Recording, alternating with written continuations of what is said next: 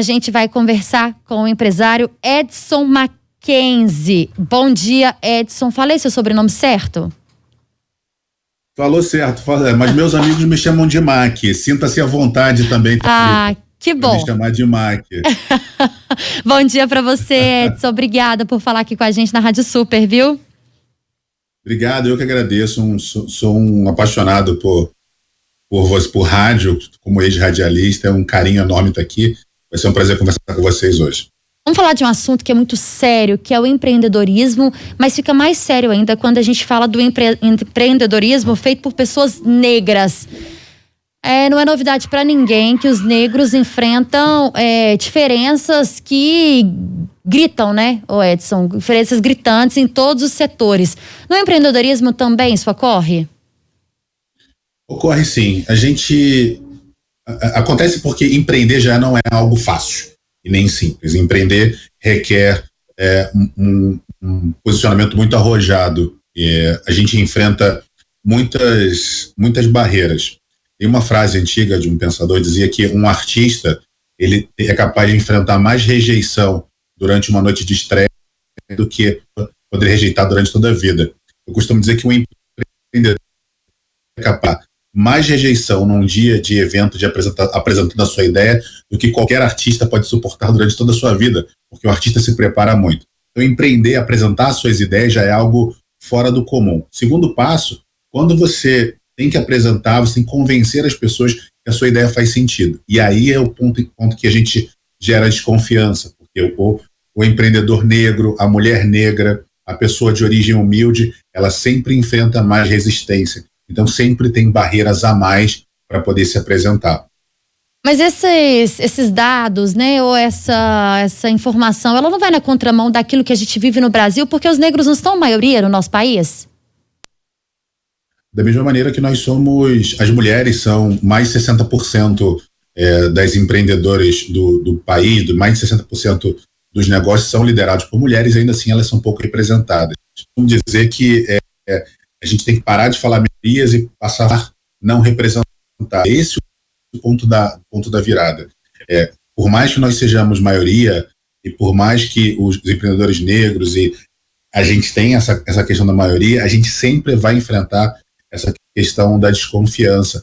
Que talvez seja algo cultural, mas que a gente pode também não ser responsável pelo que aconteceu. Culpado pelo que aconteceu até agora, mas nós somos responsáveis por provocar essa mudança.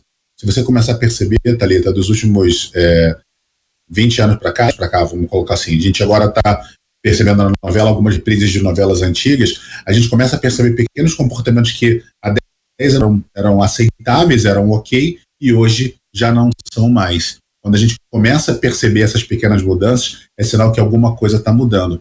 A questão toda, Thalita, é que existem pequenos dados e as mudanças elas nunca são tão perceptíveis.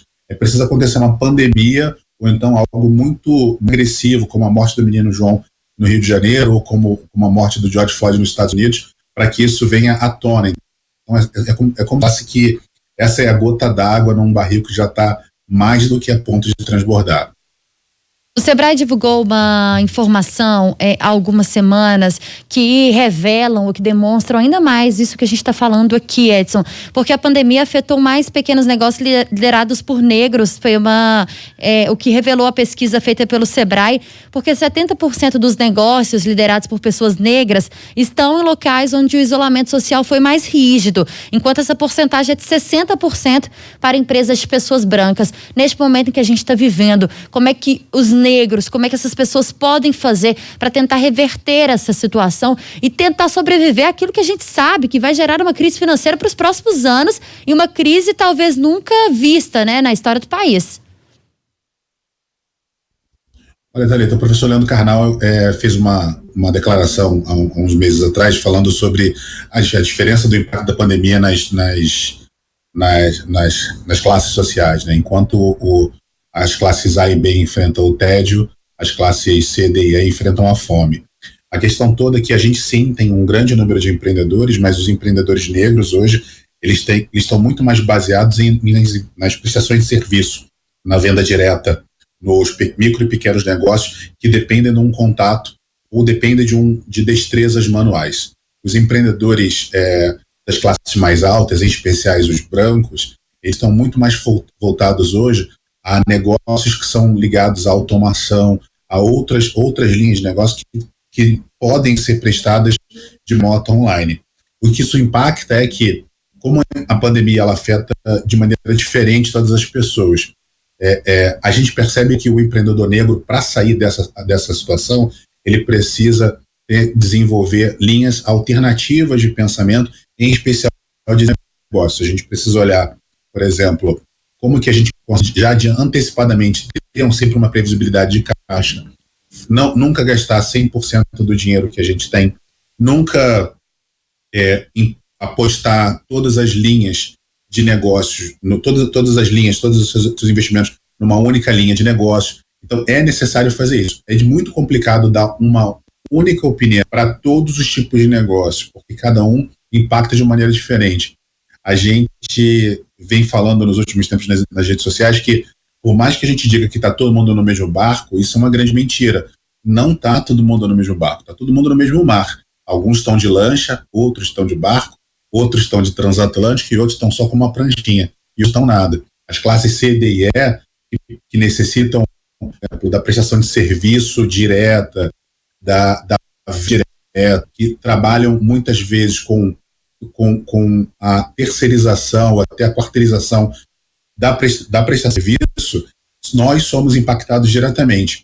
Eu sou um caso muito fora da curva, mesmo tendo uma origem humilde, origem de comunidade, eu dediquei muito tempo na minha vida, por exemplo, às práticas da comunicação. Então, comecei minha carreira trabalhando no rádio, me especializei no rádio, do rádio abri uma produtora de áudio e vídeo com outras pessoas, eu tinha sócios brancos enfim, não pela cor, mas sócios muito bem capacitados, tive mulheres, todas as pessoas da máxima diversidade possível. Isso me permitiu ter um contato com culturas que muitos dos meus pares, parentes e amigos de infância não tiveram. Então, a gente também tem que olhar isso. Eu tive, ao longo de toda a minha vida, um processo de muita generosidade das pessoas. Isso me permitiu me conectar com outras culturas e poder olhar e ter uma visão mais holística do todo. Pois é, você, Edson, é um empreendedor de sucesso, né? E como você mesmo citou, um empreendedor negro, filho de pessoas com origem pobre, né? Com origens humildes. E já foi considerado, inclusive, pela revista Isto É, Dinheiro, um dos empreendedores mais influentes do Brasil. Já contou um pouquinho da sua trajetória, mas eu acho que seria importante também, talvez você dar dicas para os nossos ouvintes que estão nos escutando agora, não só para esse momento de pandemia, ou sendo negro ou não, mas para aquelas pessoas que precisam entender de fato como que podem fazer para que os negócios prosperem, de onde começar ou de onde retomar. Muito bem. Poxa, Thalita, obrigado. Eu tenho me pronunciado mais nos últimos tempos, principalmente porque eu já tenho um trabalho longo nas redes sociais, sempre colocando um pouco do meu dia a dia e um pouco das coisas que fizeram chegar onde eu estou. Meus pais são nordestinos, minha família toda é de uma... A gente estava comentando agora sobre o Rio de Janeiro, né, e da saída do Queiroz de Bangu para sua residência. Eu sou de Bangu, eu sou dessa região, nasci e me criei ali no bairro dos Presídios, tão famosos, que a gente consegue sair dessa região e atingir outros patamares. Hoje, por exemplo, como diretor de investimentos do fundo de uma aceleradora nos Estados Unidos, eu consigo hoje olhar o quanto da minha trajetória foi complexa e foi difícil, com tantos altos e baixos. Eu já, certa vez, publiquei na internet que a vida do empreendedor é uma montanha russa de ficar rico e ficar pobre muitas vezes. Esse aqui é o Banguela, participando da nossa entrevista hoje, nesse nosso novo normal. Então, assim, eu fico muito feliz com isso, principalmente me sinto na responsabilidade de compartilhar o meu conhecimento, compartilhar as minhas vitórias, as minhas derrotas, as minhas dores, as minhas angústias, principalmente para poder não apenas inspirar outras pessoas, mas também ajudá-los a tomar melhores decisões, a tomar melhores caminhos, tomar as rédeas da sua vida.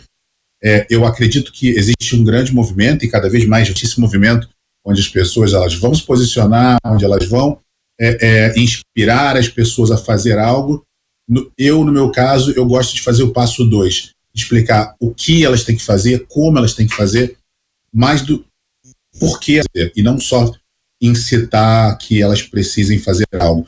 Um exemplo que eu falo constantemente nas minhas redes sociais é que, se você tem uma ideia na cabeça e você precisa colocá-la em prática, você precisa, antes de pensar app ou um negócio gigantesco, você precisa encontrar jeitos simples e baratos de colocá-la em prática. Quando eu dou essas pequenas dicas para as pessoas, e até com muita simplicidade, elas vão começando a alertar na cabeça delas uma capacidade de experimentação, uma capacidade de tentar novas oportunidades. Então, dessa maneira, sendo generoso com as pessoas, eu retribuo toda a generosidade que eu recebi ao longo de toda a minha vida e me fizeram chegar até aqui. Ô Edson, o Rodrigo Campelo, nosso colunista, tem aqui uma coluna com a gente na Rádio Super, chama Negócio Franquia, inclusive mandar um abraço para ele que está nos acompanhando. Ele sempre traz para a gente aqui dúvidas, né, de pessoas que procuram, aí já relacionadas à franquia, mas também do empreendedorismo de forma geral. E sempre ele fala sobre uma pergunta que é, na verdade, a pergunta de $1 milhão, né? Como fazer para dar certo no negócio? Acho que essa pergunta não tem nem resposta, ou tem? Olha, ela não tem uma resposta, ela tem muitas respostas. Talvez a primeira delas significa priorização. E aí, quando a gente fala de priorização, existe uma matriz, que é a matriz de Eisenhower, que eu gosto muito de falar, que o problema todo não é você querer fazer tudo, é você fazer uma coisa de cada vez. A gente acaba não conseguindo fazer. Então, a dica é, você faz uma cruz, por exemplo, numa folha de papel, ou numa cartolina, se você quiser, e você coloca 4 vezes a palavra urgente e importante. Na frente no primeiro quadrante, você não faz nada. No seu segundo quadrante, você coloca a palavra não na frente da palavra urgente, vai ficar importante e não urgente. No terceiro quadrante, você vai colocar a palavra não na frente da palavra importante, então vai ficar não importante e mais urgente. E aqui embaixo, não urgente e não importante, você coloca não 2 vezes. Então, usando ferramentas como essa, por exemplo, simples, você consegue priorizar o que você precisa fazer naquele momento. Isso impacta diretamente no que você precisa fazer, até no que você precisa falar. Porque muitas vezes o problema do empreendedor para dar certo significa ele conseguir identificar uma dor e tentar resolver uma única dor. Eu poderia responder a sua diversas maneiras, de maneira inspiracional, de maneira emocional, ou falando de diversas coisas diferentes. Mas eu optei falar sobre uma única coisa, que é priorização.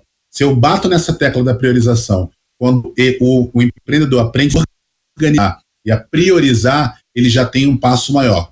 Para os empreendedores que já estão mais experientes, que já têm um negócio operacional e estão com dificuldade, porque qual que é o principal problema dos negócios hoje? E eu no Sebrae, eu sou consultor Sebrae, e uma das dúvidas que eles mais recebem é: eu faço muito dinheiro, mas eu não vejo qual é o meu problema.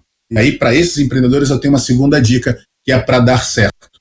A dica é a seguinte: da mesma maneira que hoje na internet as pessoas falam de reserva de emergência pessoal, a gente, por muito tempo nos negócios, falou de uma coisa chamada break-even point, que é o ponto de equilíbrio dos negócios. Só que o ponto de equilíbrio significa você faturar mais do que você gasta. E aí, muitas vezes, a gente levou o break-even point como regra para a vida. Então, se nesse mês eu ganhei R$10 a mais do que eu gasto, tá tudo bem, eu estou no meu ponto de equilíbrio.